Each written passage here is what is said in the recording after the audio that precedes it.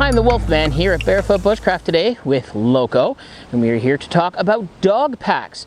So Loco has on a really cool pack that is a Molle Compatible Dog Pack, and you can see if we can turn them around here. It has these big huge pouches right there on the sides, and I'm going to show you a little bit about the pack. Then we're going to talk a little bit about some of the stuff that's the good thing to put in your dog's dog pack when you take him out in the woods and out for a hike.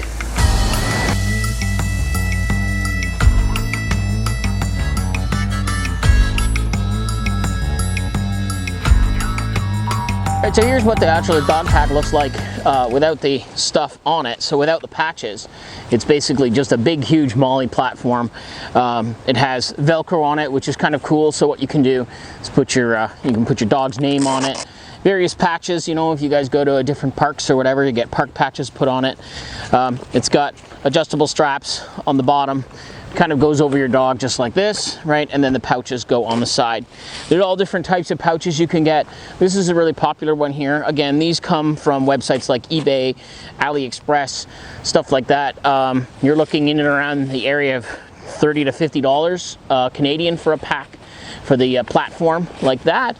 And then of course you can buy your pouches. Now your pouches, they can cost anywhere in the neighborhood of $30 for a pouch like this, up to this giant large Molle pack here that Loco's got on.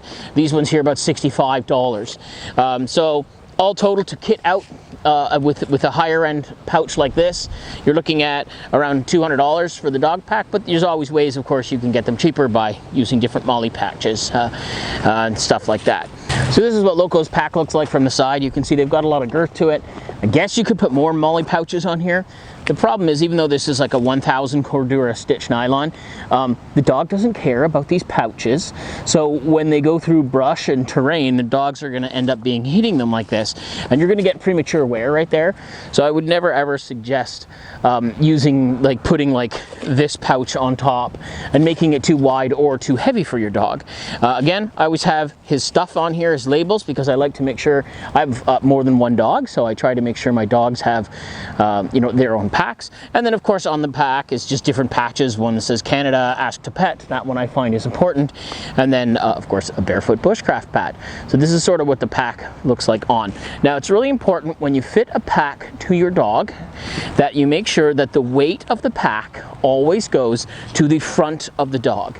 So their back legs here, they're not quite as strong when it comes to being long-term weight bearing as the front of the pack.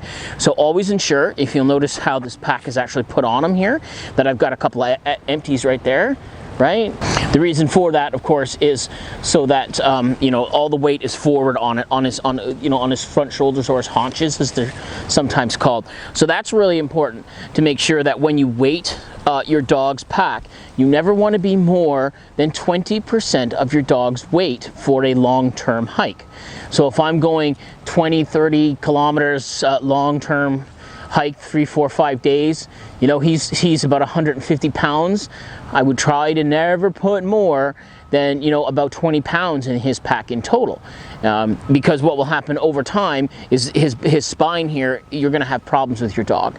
You also want to ensure that your dog is also well over 2 years old, because in here all the platelets and stuff like that in all their bones and their joints, they're not fully formed until the dog is about 2 years old. So what happens if you put a heavy pack, let's say I put 20 pounds on this guy and he's out hauling it around all day, as he gets older you're going to have hip and joint problems with your dog.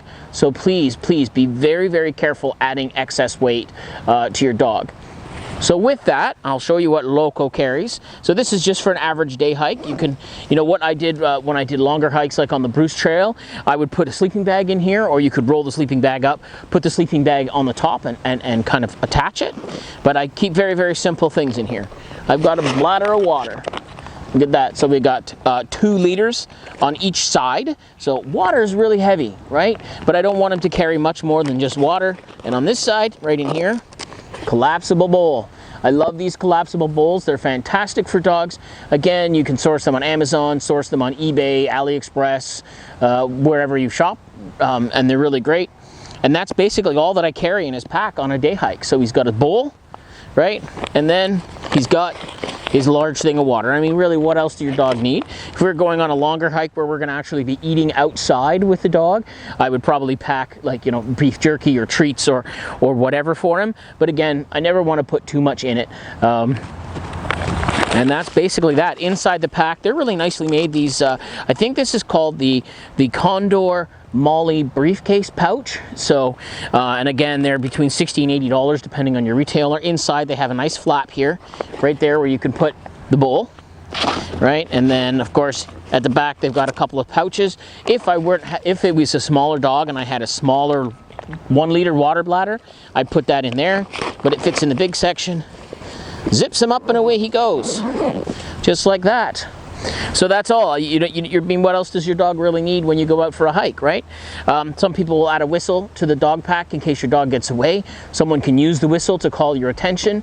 But other than that, that's it. Now this is an olive drab color. You can get them in different colors. If I were in an area, BLM land or Crown land or land where there's hunters, I would either want this in a brighter color like an orange, or I would, using all these straps and attachments, I'd put an orange bandana on your dog. So there's not much to hiking with your dog when it comes to backpacks. Make sure it's comfortable for the dog. Make sure, because your dog can't tell you, oh my goodness, this is uncomfortable and I don't really like it that much, or it pinches here or it rubs there, right? So while he's got it on, I'm always going to be checking every time I stop to give him water, right under here. Make sure that there's no blisters forming, any kind of hair discoloration forming, indicating that your dog is hurting, right? Underneath, the same, under here, you want to always check his belly once your hike is done, right? Make sure your dog isn't getting literally pack sores from wearing his pack. But past that, these packs are really great. They're very thin. They're relatively inexpensive. There's all kinds of different options out there for dog packs. It depends on what you're going to need. These are called mission specific because I can put one of these on it. I can put this on it. I could put smaller pouch here. But again, I never want to overload my dog, and I only want to carry things that on the dog, things that I don't want to carry.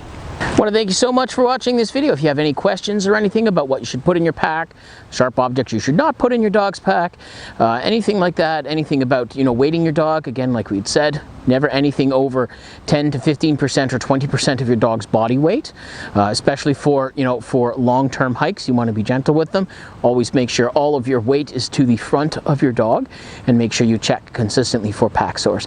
I'm the Wolfman here with Loco at Barefoot Bushcraft Island. Thank you so much for watching. Please consider subscribing.